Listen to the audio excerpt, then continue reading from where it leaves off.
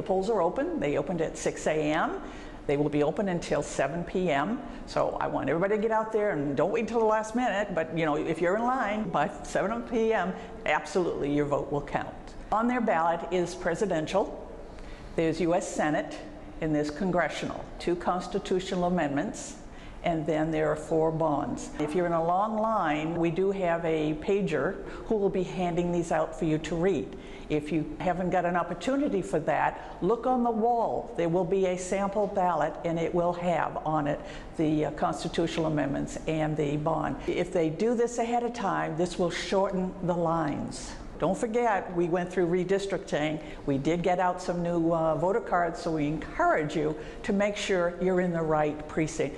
Because if you come just before 7 o'clock and you find you're in the wrong precinct, that's kind of sad. And we want to make sure that every person votes and it counts. When they're at the polling place, along the wall, there will be a big sign that will say voter ID. So look that over very carefully to make sure you have one of those forms. We have 2 voting machines. One is called the touch screen, and that's the one that's just like a computer.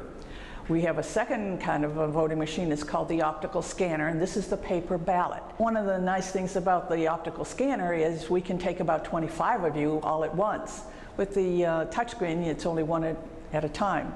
We know in Fairfax County that everybody loves, they love the touch screen, but be prepared for a long line.